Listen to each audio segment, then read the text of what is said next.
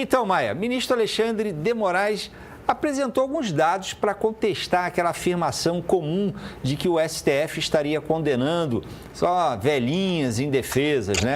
E ele mostrou alguns números, por exemplo, dizendo que das 497 condenações, 249 têm penas inferiores a 3 anos e 43 têm penas de 17 anos, sendo 7 condenados com mais de 70 anos.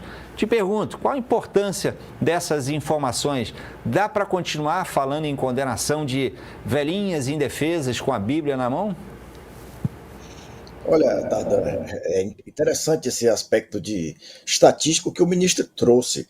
Ele assenta que existia uma organização criminosa armada com divisão de tarefas com o objetivo de dar um golpe de Estado no Brasil. Eu pergunto, você é um jornalista informado que acompanha todo o andamento desse inquérito, qual foi a arma, a fotografia da arma que o ministro apresentou? É um golpe de Estado com baladeira, com bandeira do Brasil, com camisa da seleção. Você fez aí uma observação, e o ministro dividiu, né, de forma muito inteligente os réus que têm acima de 70 anos e depois os que têm acima de 60 anos. Mais de 10% da quadrilha são idosos, são senhoras, são 10%. Dos mais de 10% são pessoas idosas, todos desarmados, sem ninguém ali se conhece, Tardan. A cabeleireira mora no interior de São Paulo, o outro mora no norte, o outro no sul.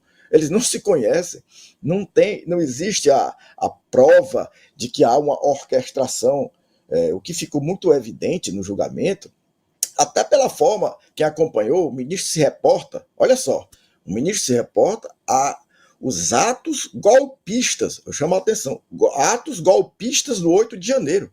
Então ele já julgou o fato. Você não existe, Tardan, olha como é interessante, a Constituição não prevê o julgamento, a competência do Supremo em função do fato. Não existe competência do Supremo pelo fato. Você pode, se houver um estupro ou um esquartejamento na Praça dos Três Poderes, o fato, por mais bizarro que seja, grave, ele não atrai a competência do Supremo. A competência é fixada em razão de pessoas, de cargos públicos. E aí, olha só, Tardan, o presidente Michel Temer, você acompanhou a denúncia do Rodrigo Janot, foi julgado pelo plenário do Supremo Tribunal Federal.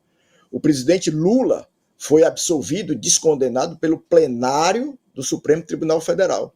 E aí eles tinham uma súmula de 2002, 364, que dizia que a prerrogativa de foro, se o crime foi cometido durante o exercício do mandato, se perpetuava. Quando houve, depois do mensalão, todo mundo para fugir do Joaquim Barbosa, revogaram a súmula e mandaram para a primeira instância, prescreveu tudo. Você se recorda que na Lava Jato, o processo do Lula foi parar aonde? Em Brasília. O processo do Sérgio Cabral foi parar no Rio de Janeiro, porque o Supremo dizia, não, isso é assunto do juiz de primeiro grau, até da Justiça Eleitoral. Agora, o Supremo passou quase uma tarde inteira discutindo se ele era ou não competente, e o ministro não invocou a lei, não invocou a Constituição, ele invocou uma emenda, um ato administrativo do Supremo, que não passa pelo parlamento, pelos representantes do povo, que não é lei, uma emenda regimental que foi introduzida em 2023, antes da posse do Lula, depois da posse do Lula, quando o Bolsonaro já tinha deixado o mandato.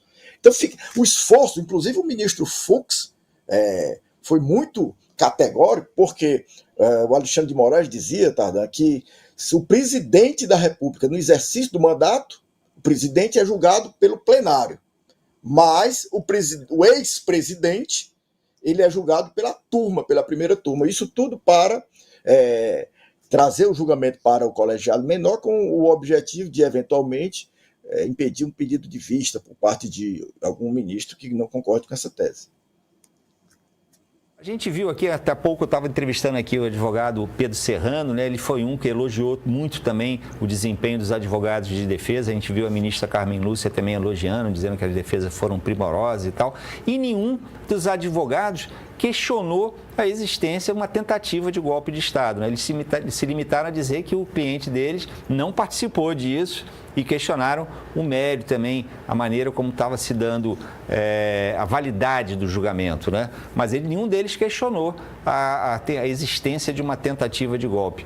Isso, de alguma maneira, já é por si só um contraponto ao seu ponto de vista de que não houve tentativa de golpe? Eu acho que o advogado não assistiu ao julgamento. Os advogados do presidente Bolsonaro, do Braga Neto, todos eles arguíram a incompetência do Alexandre de Moraes, eles arguíram a suspeição do Alexandre de Moraes, eles arguíram a nulidade do julgamento por conta dos fins. Por exemplo, chocou o tribunal, arreceu quem assistiu, quando o advogado do Braga Neto disse, Tardan, que não teve acesso aos dados do celular do cliente dele, do computador do cliente dele. Isso é uma situação comesina. Nenhum deles confessou que houve um golpe e nem era o momento, para ser claro, porque nós estamos aqui em fase de recebimento de denúncia. Então tem que ser uma análise técnica, isso seria uma questão de mérito. Mas todos eles fizeram realmente, os advogados, eu concordo com Pedro Serrano, que os advogados são brilhantíssimos. As sustentações orais são absolutamente irrespondíveis. Tanto é verdade que os ministros da Suprema Corte ficaram sem nem conseguir oferecer um argumento consistente para rebater aquelas acusações.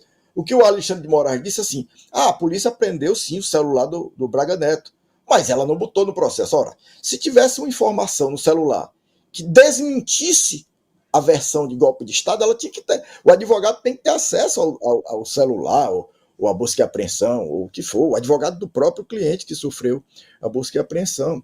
Então, assim, o que ficou muito claro é que é um tribunal de exceção, Tardan. O presidente Jair Bolsonaro está sendo julgado pelo ministro da Justiça da época dos fatos. Você tem imagens do Flávio Dino no 8 de janeiro, ele dizendo que era um golpe, que estava sendo dado um golpe. Então ele já tem um pronunciamento, o Flávio Dino. O presidente do colegiado é o advogado do Lula.